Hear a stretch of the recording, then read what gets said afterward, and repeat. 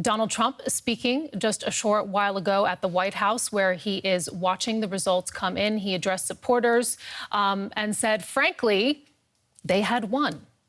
With many states still undeclared. He called the election process a major fraud on our nation and said that he plans to contest it in the Supreme Court. Let's listen.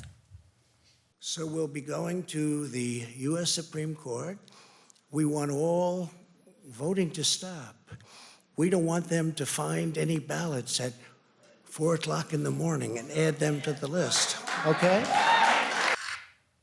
And let's bring in now our team coverage. Jessica Gienow-Hecht joins us. She's a professor of American history at Berlin Free University. And Richard Walker from DW is also joining us here in the studio. Richard, respond to what Donald Trump just said there. Is it accurate? Well, no. I mean, he said that we want all voting to stop in this country, and voting has stopped. So, I mean, what he's trying to do is to undermine belief in the electoral system as it is playing out. He's trying to throw into question the validity, particularly of early votes which were cast, particularly in these close states where there's no announced result being called yet. He's trying to throw those into doubt because presumably he believes that the majority of those early votes, which projections do seem to bear out, are votes for Joe Biden and rather than for him. So essentially what he would like to do is to kind of have all kind of counting halted in these states, because in these crucial states of, for instance, Wisconsin, of Pennsylvania and Michigan, if you look at the latest tally so far, Trump is ahead in those states. But those are states that haven't yet really, or until today, started counting the great number of early votes which had come in either by mail or in person. And he would, ideally for him, they would sort of make a cut now and just say, OK, the votes that were cast today were for Trump, he wins the state. So this is queuing up a legal battle. It's not a huge surprise. There were concerns that this would happen. Trump has been threatening it for some time, but it's a reality now. This is what's going to happen. Put this into the broader context for us, Jessica. Have we seen this before? Well, we have, but maybe not in living memory, so to speak. The profile of Trump is in many ways a profile of a president who could have well survived and in fact been very successful in the 19th century as well.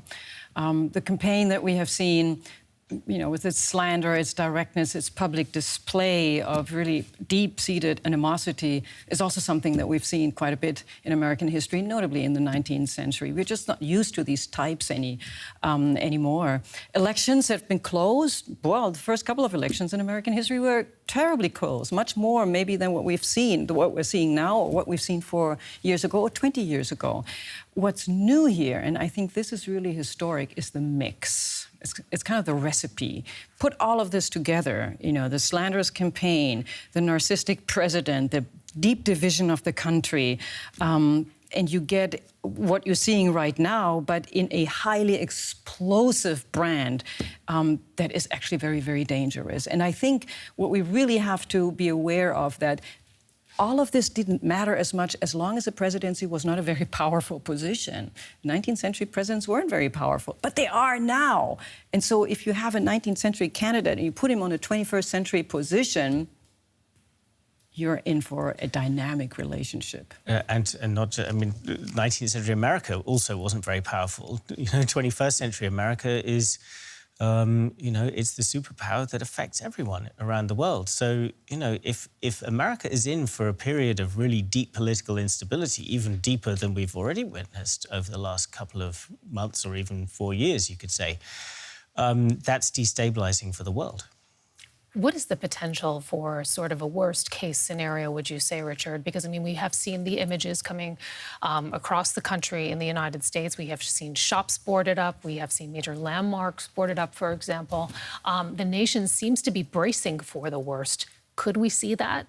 Well, it depends what you call the worst-case scenario. Violence on the streets, protesters on the streets, violence on the street. anger. Of course, we're not at that stage yet, but it's completely feasible. We've already seen violence on the street this year. Okay.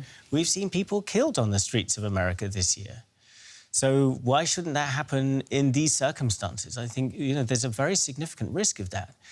And that means that Donald Trump and Joe Biden both have a very serious responsibility in how they manage this because they set the tone. Why is the mood so tense, Jessica?